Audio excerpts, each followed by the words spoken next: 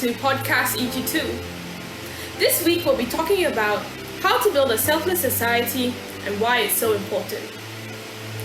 According to vocabulary.com, being selfless is to be thinking of others before ourselves. Now, Clarissa and I aren't exactly experts. So let me introduce the team we have here today. First of all, we have our hosts, Clarissa and myself, Clarissa. We also have our expert in protest, Crystal. We also have Susie, who is our expert in charity. We also have Be, who is our expert in random acts of kindness. And last but not least, we have Daniel, who is our social habits expert. Now let's go to Crystal to find out more about protests and how they help in building a selfless society. Hi everyone, I'm Crystal, and first of all, we should be able to understand the basic definition of protest. According to yourdictionary.com, a non-violent protest occurs when a person or a group works together to enact change in a non-violent manner. Examples of non-violent protests include sit-in protests, marches and rallies, as well as hunger strikes to create pressure for a change of an issue. The second type of protest, unviolent protest, which is sometimes called riots, uses violence, destruction, or intimidation to incite change. And in general, protest displays unity among people. It also plays a big factor in spreading awareness, and it also helps to bring change to certain agendas which we can use to our advantage. But as all things do, protest also has its cons. For example, it only gives a feel-good illusion that may undermine the activism by the people who actually want the changes. This also means the crowd will achieve less or even nothing in the end. Besides that, the protest can also hurt innocent people that may be in its way. For example, a shop being looted just because the protest was held on the street the shop was at. Although what Daniel said is true, the main purpose of protest is for like-minded individuals to gather to bring light to a particular subject in hopes of making a change, to uphold justice, and to educate the world on what is happening. Protest has happened worldwide as an act of humanity for a variety of reasons, including workers' rights, civil rights, LGBTQ equality, racial justice, taxes, violence, and even climate change. Here are some statistics graphs of non-violent protests in May 2020, and this displays the few agendas that people has been protesting about, and as you can see, the graph has a sharp increase in May, and this proves that through protests, awareness was spread and more people have come together in support and unity to fight for the following causes. So, to summarize that, protests have often inspired positive social change and the advancement of human rights, and they continue to help define and protect civic space in all parts of the world. It highlights the ability for the minorities' voices to be heard and to stand up for what's right. So, without further ado, let's hear from Susie about what is charity. Hi, I'm Susie.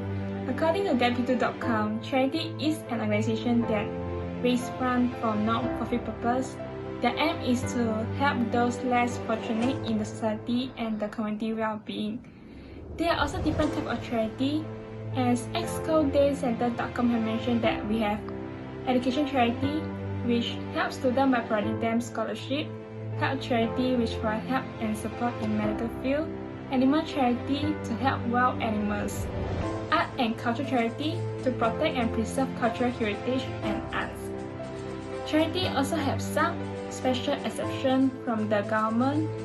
They doesn't need to pay any income tax, and they just need to pay 20% of business rate, and they can raise funds from the public.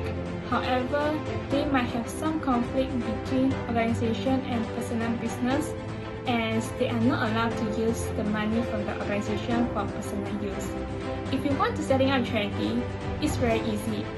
According to deputy.com, what you have to do is name your charity. Remember, don't use any offensive word. Next, choose your structure and trustee. Lastly, clarify a purpose. Charity also has its dark sides. According to Rob Wright, charity usually favors the wealthy individuals. This is because the wealthy are the ones that primarily receive charitable contribution deductions from the government. This subsidizes the rich more than the middle class and poor. Besides that, people can also be charitable only because they're chasing clout and creating personas of being nice on social media. Wow, we learned so much there from Susie about charity. Let me just summarize. Charity is a great way to help those in need and who don't have enough food or money for basic necessities. Charities get special assistance from the government, and they're also really easy to set up if you really want to set up one yourself. But charities also have their bad side. Charities tend to favor the rich, as well as people exploit charities for use of their own. Right, now let's go to Amber, who is going to tell us how kindness equals selflessness. Hi everyone, I'm Amber. According to learningtobeselfless.com, selflessness is pretty straightforward. It's basically being nice and humble to everyone you meet. One nice act can go a long way. For example, giving out what one treasures. It's like when I gave out a piece of clothing which I really liked to a stranger because it was the last one in the store. Also, according to celebrating self-compassion and loving, the reason why kindness matters in our world is to enlarge happiness, boost life satisfactions, motivations, moreover to have better relationships and physical health, and also decrease anxiety and depression. Lastly, according to don'tbesadblog.wordpress.com, there are also health benefits, for example like happy thoughts. Helping can enhance feelings of joyfulness, emotional resilience, vigor, and optimism. While that's all relevant, some people are kind for reasons other than to spread positivity, such as these people having sinister agendas. Also, when you're always kind and give things, sometimes it does not help your image because you can be seen as weak and people will only go to you for help. The example of people with sinister agendas are people like nice guys. These type of people think that showing basic human decency and manners makes them especially nice, and they only do that to impress the member of the opposite sex. From this, you may know some people that fit the description on TV, like Ross from Friends or Michael Scott from the American version of The Office. Wow, I never knew kindness did so much for the society. Thank you, Amber, for sharing. And to summarize everything that we've learned today, in protest we learned that it's a very humbling experience as everyone comes together as one, which represents humanity.